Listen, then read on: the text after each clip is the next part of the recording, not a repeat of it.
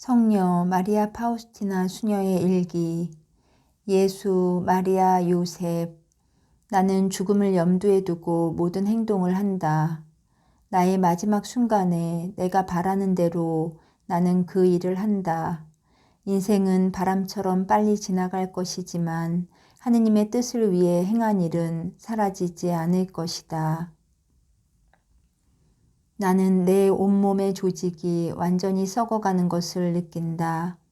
비록 아직 내가 살아서 일을 하고 있지만 나는 죽음을 오랫동안 느끼고 있기 때문에 죽음이 나에게 비극이 되지는 않을 것이다. 자기 자신의 시체가 썩는 냄새를 계속 맡아야 하는 것은 비록 본능적으로는 몹시 불쾌한 일이지만 영혼이 하느님의 빛으로 가득 차 있을 때에는 그렇게 끔찍한 일도 아니다. 그런 가운데 믿음과 희망과 사랑과 회개로 깨우치게 되기 때문이다. 공동체 생활에 참여하기 위해서 나는 매일 온 힘을 다해서 노력한다. 그렇게 해서 영혼들의 구원을 위한 은총을 얻어낸다.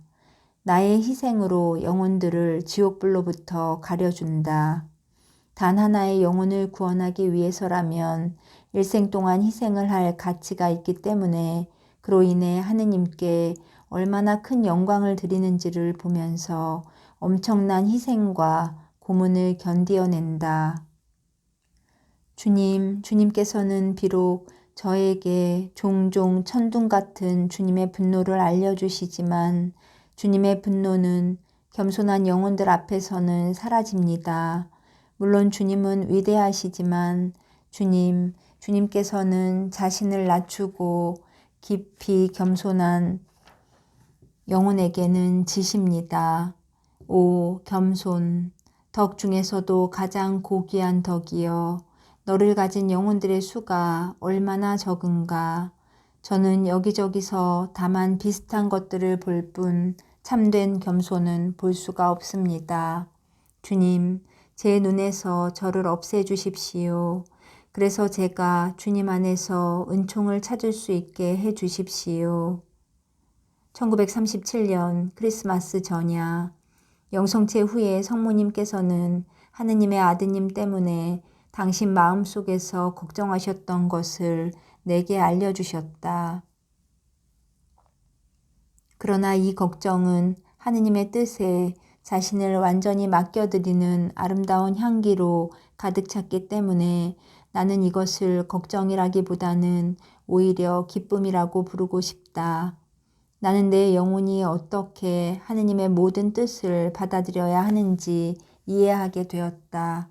그것을 내가 경험한 대로 기록할 수 없는 것이 안타깝다. 내 영혼은 온종일 아주 깊은 명상 속에 빠져 있었다. 나의 소임도, 나와 평신도들과의 관계도, 그 무엇도 나의 이 명상을 방해할 수는 없었다.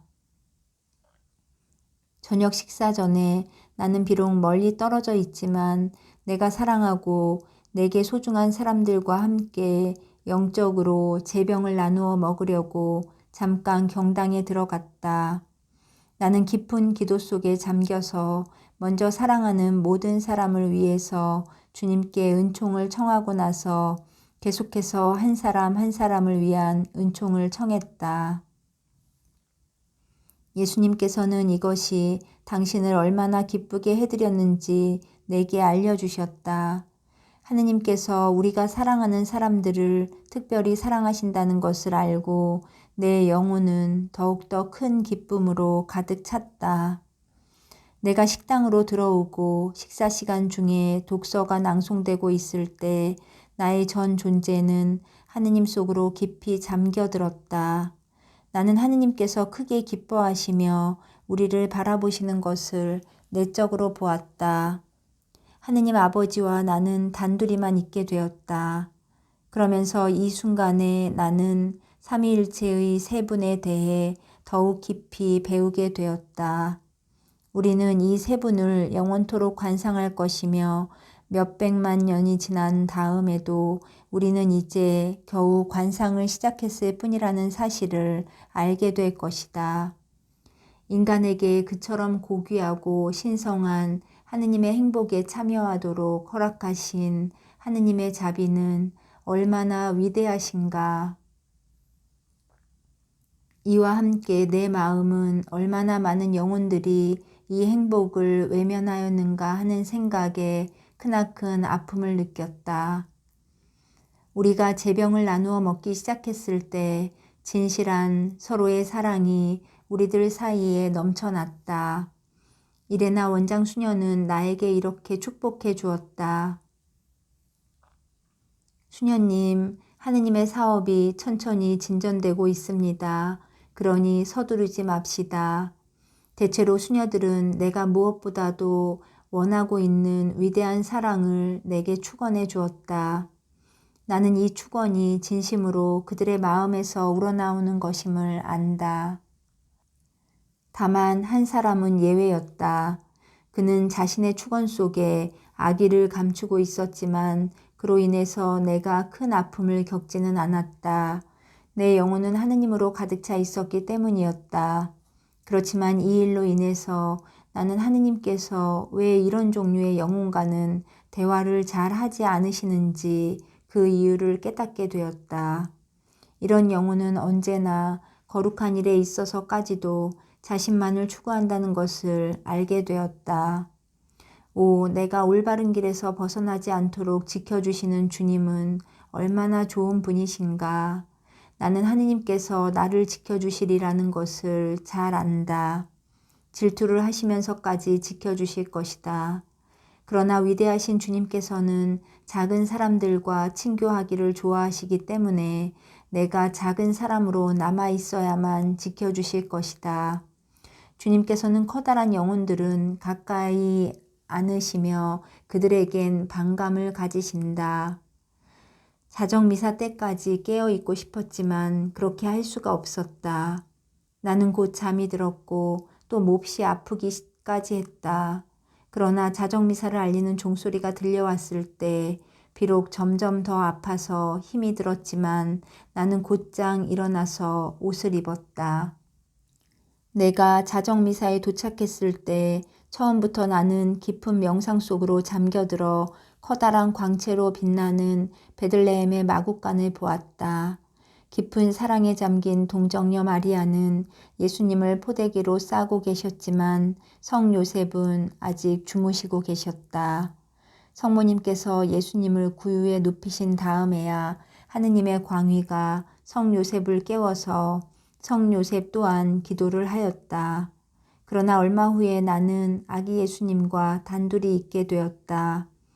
아기 예수님은 나에게로 그 작은 팔을 뻗치셨고 나는 아기 예수님을 내 팔에 안아드려야 된다는 것을 느꼈다.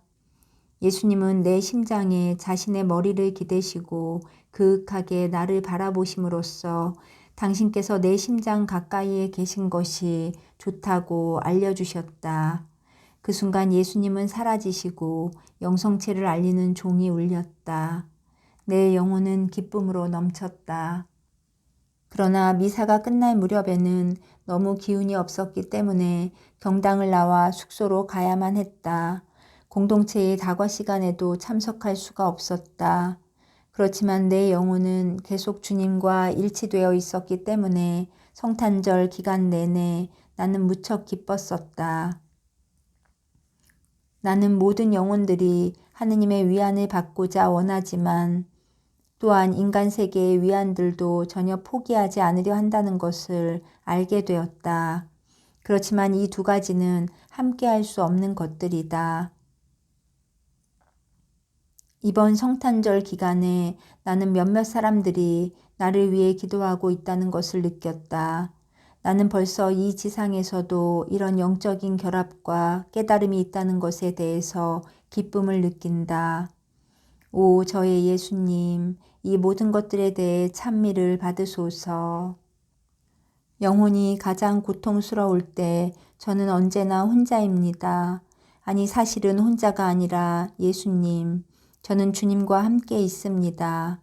그런데 여기서 제가 말하는 것은 다른 사람들에 대해서입니다. 다른 사람들은 아무도 제 마음을 이해하지 못합니다. 그러나 이런 일로 더는 놀라지 않습니다. 전에는 사람들이 저의 지향을 오해하거나 비난할 때 무척 놀랐었습니다. 그러나 이제 저는 그런 일로는 전혀 놀라지 않습니다. 사람들은 영혼을 어떻게 이해하고 파악해야 하는지를 모릅니다. 그들은 육신을 보고 그것에 따라 판단합니다. 그러나 하늘이 땅에서 먼 것만큼 하느님의 생각은 우리의 생각과는 거리가 멉니다. 저 자신은 이런 일이 상당히 자주 일어난다는 것을 체험했습니다. 주님께서 나에게 말씀하셨다. 누가 어떻게 행동하든지 너는 상관하지 말아야 한다. 너는 사랑과 자비를 통해서 내 모습을 드러내는 살아있는 거울이 되어야 한다. 나는 대답했다. 그러나 주님, 사람들은 제가 착한 것을 이용합니다. 내 딸아, 그래도 아무 상관없다. 너는 그런 것에 신경을 쓰지 말아야 한다. 너는 언제나 다른 사람들에게, 특히 죄인들에게 자비를 베풀어야 한다. 오, 영혼들이 나와 영성체를 통해 일치하는 순간이 매우 드물다는 사실이 나에게는 무척 고통스럽다. 나는 영혼들을 기다린다. 그러나 그들은 나에게는 관심이 없다. 나는 그들을 진정으로 다정하게 사랑하는데 그들은 나를 믿지 않는다. 나는 그들에게 나의 은총을 풍성히 주고 싶은데 그들은 받아들이려 하지 않는다. 내 마음은 사랑과 자비로 가득 차 있는데 그들은 나를 생명이 없는 물건처럼 취급한다. 나의 이 고통을 조금이라도 이해하기 위해서는 자기 아이들을 지극히 사랑하는 다정한 어머니와 그 사랑을 저버리는 아이들을 상상해 보아라. 그 어머니의 아픔을 생각해 보아라. 아무도 그에게 위안이 될 수 없다. 바로 이 어머니의 모습이 내 사랑의 아픔을 희미하게나마 보여주고 있다. 나의 자비에 대해 기록하고 말하여라. 어디에서 위로를 찾아야 하는지 영혼들에게 말해 주어라. 그것은 바로 자비의 법정, 곧 참회의 성사이니 그곳에서는 가장 거룩한 기적이 일어나고 그 기적은 끊임없이 반복되고 있다. 이런 기적의 은혜를 받기 위해서는 멀리 성지순례를 하거나 겉으로 보이는 예절을 올려야 하는 것이 아니다. 다만 믿음을 가지고 나의 대리자에게 가서 그에게 자기 자신의 비천함을 알려주기만 하면 된다. 그러면 하느님의 자비가 충만히 드러날 것이다. 시체처럼 썩어가는 영혼이 있다고 하자. 인간의 견지에서 본다면 이런 영혼에게는 회복의 가망이 없고 모든 것이 이미 다 끝나버린 것처럼 보일 것이다. 그러나 하느님께는 그렇지 않다. 하느님 자비의 기적은 그런 영혼도 완전히 회복시킬 수 있다. 오, 하느님 자비의 기적을 선용하지 않는 사람들은 얼마나 불쌍한 사람들인가. 너희가 헛되이 울부짖을 때가 올 것이다. 그때는 이미 너무 늦을 것이다.